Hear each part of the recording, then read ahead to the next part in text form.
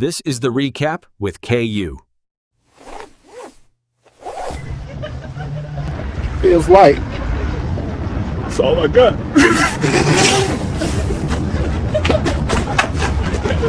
Right now, I just need you to like, follow, or subscribe. I do this every day.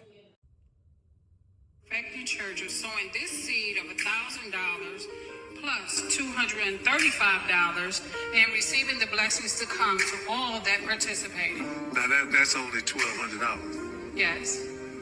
Y'all not listening to what I'm saying. If you have 1,000 plus 1,000. Okay. Well, I'm gonna work on the other 800. Well, that ain't what I asked you to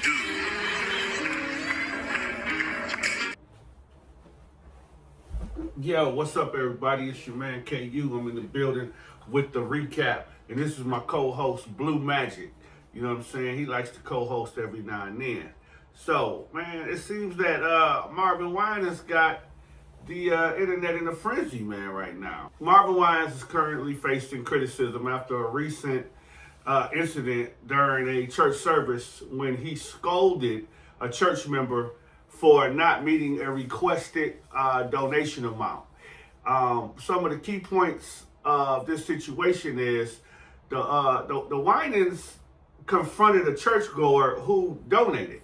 You know what I'm saying? She may not have donated to his caliber, but she donated. And what people are saying is a significant amount. I mean, the pastor stated that he wanted a donation of at least $2,000. If he's heard on tape saying, I said 1,000 plus the 1,000. Well, the young lady and her grandson stepped up to the podium.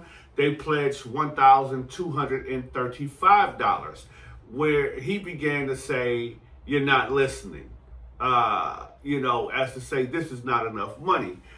So the incident has gone viral with many people expressing their disapproval of his approach to fundraising during services. I mean, you don't just put your members on blast during service because they don't have the amount of money that you requested.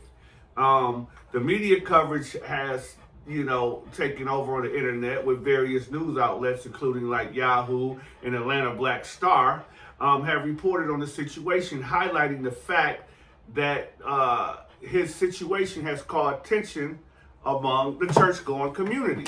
So it just goes back to, let me turn my hat around. It just goes back to the whole scenario, man, where the church is getting a stain on their reputation. Basically, a lot of people are feeling like church these days are, strictly out for the money. They looking for the bag. And if you can't provide the bag, they're going to persecute you in the public eye, which is your peers at the church. For a lot of years now, I felt some sort of way about churches and mega churches and things of that nature. I mean, we got churches the size of football stadiums these days.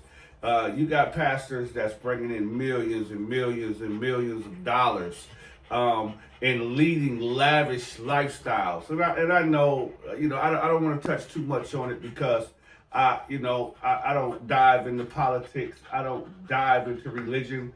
To each his own, and everybody has their own preference.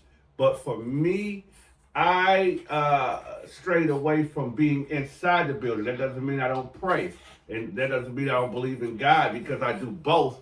I just don't think that I need to be inside of a building to do it. Like I said, to each his own. Nothing against anybody out there that attends your service. Keep doing what it is you're doing. I just think that pastors need to be a little bit more discreet and a little bit more humble when it comes to the patrons of their business. And that's exactly what it is for them. It's a business. I don't really care how you guys look at it. I look at it as a business, and it's a big business these days. So, carry on, man. This is the recap.